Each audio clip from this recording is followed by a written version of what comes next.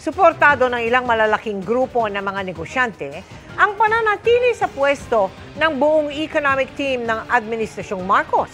Sang-ayon din ang ilan sa kanila sa ginagawang rigodon na talagang dapat daw ibatay sa performance. Nakatutok si Maki Pulido. Sabi ng ating konstitusyon, Pangulo ang may tanging kapangyarihan na mag-appoint sa matataas na posisyon ng gobyerno tulad ng mga miyembro ng kanyang gabinete. Kaya hindi naman nabago ang mga cabinet revamp.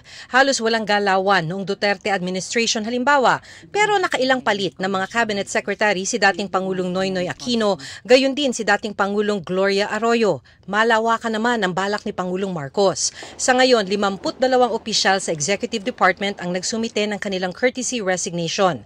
Nang i-anunsyo ni Pangulong Marcos ang balak niyang cabinet revamp, nagulat ang ilang malalaking grupo ng mga negosyante.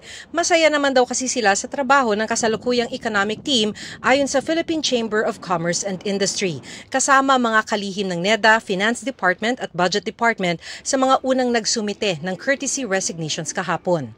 We believe that what they're doing and what they are planning to do is on the right track in improving our economy. Ganyan din ang sentimiento ng Makati Business Club o MBC. Sabi ni Apa Ongpin, Executive Director ng MBC, naniniwala silang best for the job ang mga miyembro ng economic team ng administrasyon. Disruptive o nakakagulo raw kung mapalitan ng marami sa kanila, kaya sana naman manatili sa pwesto ang karamihan sa kanila.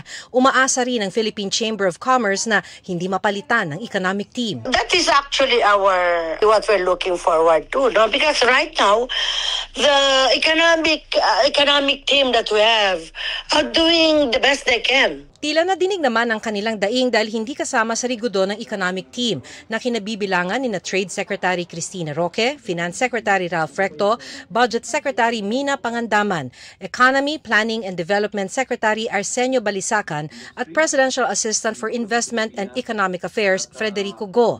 Suportado naman ng Federation of Filipino-Chinese Chambers of Commerce and Industry ang malawakang cabinet revamp.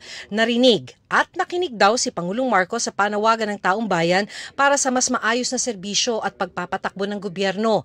Tama raw na repasuhin ang performance at efficiency ng mga cabinet members. Hakbang daw ito sa tamang direksyon, sabi ni Cecilio Pedro, immediate past president ng Filipino-Chinese Chambers of Commerce and Industry. Choosing the right people is a key moving forward. So we're always in favor of change.